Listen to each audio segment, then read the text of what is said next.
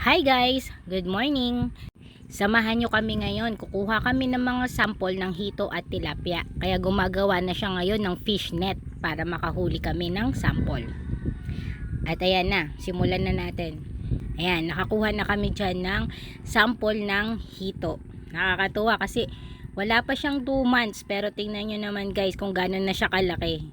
Kaya tuwan-tuwa kami dyan nung nahuli namin yung hito na yan. Kasi ang laki niya na kagad. Wala pa siyang 2 months. Tignan nyo naman. Oh.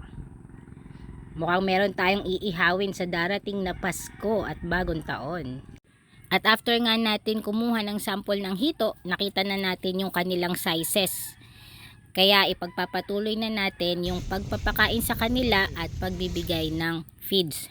At after nga nating pakainin ng ating hito, lilipat naman tayo sa kabilang pond. At ayan, kukuha tayo ng sample ng tilapia. So bali yung malaking pond na yan guys is puro tilapia yan.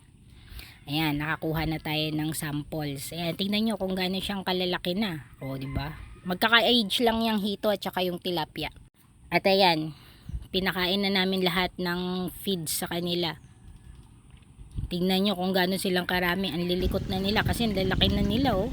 Nakakatuwa silang panoorin habang kumakain kasi nag-uunahan at naglalapitan lahat ng tilapia. Papakainin natin yan. Magsasaboy tayo ng feeds hanggang dun sa may kabilang dulo. At pagkatapos nga natin dyan guys, lipat naman tayo dun sa may kabilang pond. So meron din tayong alagang mga tilapia doon. At same lang din naman ang gagawin natin dun sa ginawa natin sa kabila. Bali, isasaboy lang natin yung mga feeds hanggang dun sa may dulo. At ayan, tapos na nating pakainin ang ating mga alagang isda. So, after natin silang pakainin, kailangan na nating ligpitin ang ating mga ginamit. Magpapahinga lang tayo sandali sa kubo guys, then uwi na tayo para kumain ng lunch. After nga natin kumain ng lunch at mag-take ng nap ng tanghali, bumalik na kami sa fish pond para pakainin ulit yung mga alaga nating hito at tilapia.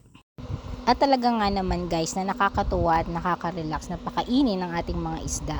Sa mga susunod na mga update guys, para maging updated kayo, please follow us on our YouTube channel, Facebook page, and Instagram. Follow us for more. See you! Bye!